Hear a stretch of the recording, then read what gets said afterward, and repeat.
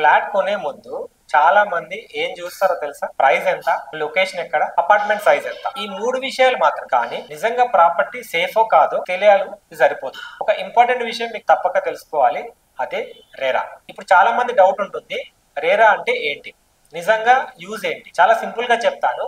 రేరా అంటే real estate regulatory authority. ప్రతి రాష్ట్రంలో government body buyers and builders మధ్యలో న్యాయం జరిగేలా చేస్తుంది. ఒక 20 years బ్యాక్ ఫేక్ ప్రామిసెస్ ఉంటాయి. బిల్డర్ ఒక టైం చెప్పేవాడు 6 months లో ఫ్లాట్ ఇస్తాను అని, కానీ 2 years డిలే చేసేవాడు.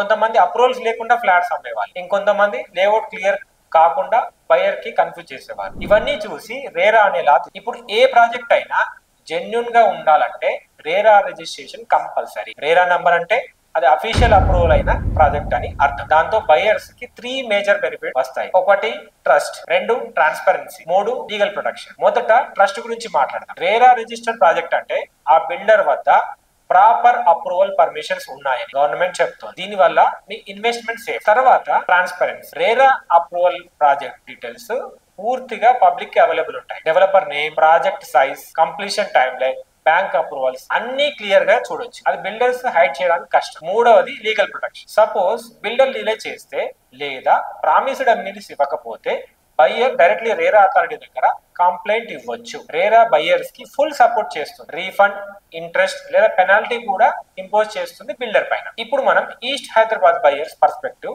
మాట్లాడుకుంటాం. ఇక్కడ ఈసీఐఎల్, కుందన్పల్లి, గట్కేసర్ లాంటి ప్రాంతంలో చాలా కొత్త ప్రాజెక్ట్స్ వస్తున్నాయి. కొన్ని రేరా అప్రూవ్డ్, కొన్ని అప్రూవల్ స్టేజ్ లో ఉన్నాయి, కొన్ని ఆల్రెడీ అప్రూవ్డ్ ప్రాజెక్ట్ ఉన్నాయి. కానీ కొనేటప్పుడు ప్రతి ఒక్కటి తప్పకుండా చూసుకోవాలి. ఆ ప్రాజెక్ట్ రేరా నంబర్ ఉందా లేదా కన్ఫర్మ్ చేసుకోండి. దాన్ని వెరిఫై చేయండి. తెలంగాణ రేరా వెబ్సైట్ కి వెళ్ళండి, ప్రాజెక్ట్ నేమ్ ఎంటర్ చేయండి, అక్కడ డీటెయిల్స్ అన్ని వస్తాయి. బ్రైట్ హౌస్ ప్రాపర్టీస్ లాంటి జెన్యూన్ డెవలపర్స్ తో ప్రతి ప్రాజెక్ట్ ని రేరా నామ్స్ ప్రకారం రిజిస్టర్ చేస్తారు. ఉదాహరణకి ఈస్ట్ హైదరాబాద్ లో ఇప్పుడు వచ్చే projects ring road metro expansion, IT corridor దగ్గరలో ఉన్నాయి. అందుకే డిమాండ్ స్టడీగా ఉంది. కానీ బయ్యర్స్ బ్లైండ్ గా లో ప్రైస్ చూసి డెసిషన్ తీసుకోవచ్చు. తర్వాత లీగల్ ఇష్యూస్ లేదా లీగల్ ఛాన్సెస్, డిలే ఛాన్సెస్ అన్ని ఉంటాయి. రేరా వెరిఫికేషన్ అనేది మీ సేఫ్టీ షీల్డ్ లాంటిది. ఇంకో సీక్రెట్ టిప్ చెప్తాను. RERA registration number usually advertisement లేదా బ్రోచర్ మీద మెన్షన్ చేస్తారు. అది లేకపోతే ఖచ్చితంగా ఆ ప్రాజెక్ట్ మీద మీరు డౌట్ పడాల్సిందే, తప్పేం లేదు. ఎందుకంటే ప్రాజెక్ట్ టైం లైన్ లో రేరా మెన్షన్ చేస్తారు. దాన్ని మీరు బిల్డర్ చెప్తున్న టైం లైన్ గైడ్ లైన్స్ తో చెక్ చేసుకోవచ్చు.